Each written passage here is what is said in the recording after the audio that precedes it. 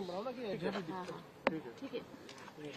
हाँ, आपके हाथ में तख्ती है, आप बाबा साहब अम्बेडकर की प्रतिमा के सामने खड़े हैं और अयोध्या की बेटी को न्याय दो।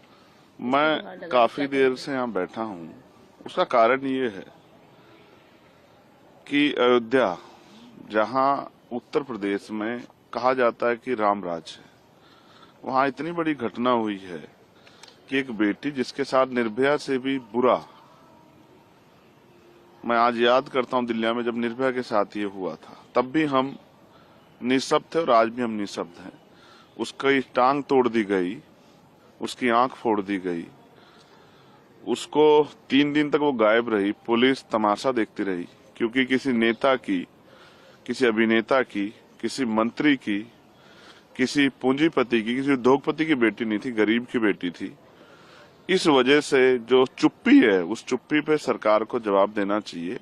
उस जिस दशा में मिली थी, खून से लथपथ, अभी तक पुलिस के हाथ खाली हैं। 3 दिन तक उसकी सर्च नहीं किया गया क्योंकि वो बेटी दलित की थी, वो बेटी अयोध्या की थी।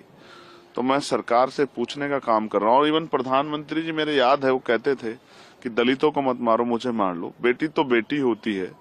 आज क्यों चुप्पी है? क्या उस बेटी की अस्मिता का जवाब नहीं देगी सरकार?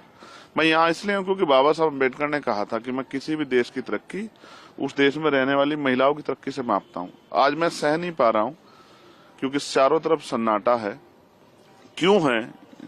जाति व्यवस्था की देन है या मीडिया सरकारों के खिलाफ आवाज नहीं उठनी चाहिए? बहुत सारे सवाल है, उनको लेकर मैं बाबा साहब अम्बेडकर की शरण में हूँ, क्योंकि जब जब मैं कमजोर पड़ता हूँ, जब मैं दुखी होता हूँ, तो उन्हीं की शरण में जाता हूँ कि वो मुझे मेरे जो अधिकार हैं, मेरे कर्तव्य हैं, उनको पूर्ण रूप से निर्वहन करने की शक्ति दें कि मैं उनका सही प्रयोग कर सकूं। और जो शपथ मैंने पार्लियामेंट में ली थी कि मैं सभी के लिए, महिला हो, पुरुष हो, देश के हर नागरिक के हक की आवाज उठाने का काम करूंगा, मैं उसी जिम्मेदारी को निभा रहा हूँ। क्या संसद के पटल पर भी आप इस बात को उठाएंगे? मैं स्पष्ट करता हूँ, मैं वैसे मैं एक वकील भी हूँ, संसद का सदस्य होने के साथ साथ मैं मर्यादा का बड़ा पालन करता हूँ, लेकिन आज मैं खुद को रोक नहीं पा रहा हूँ क्योंकि मेरी तकलीफ, और मैं इसमें निःशब्द हूँ क्योंकि हम उस पावर में नहीं है कि जिन अधिकारियों ने लापरवाही की उनको सस्पेंड कर सके।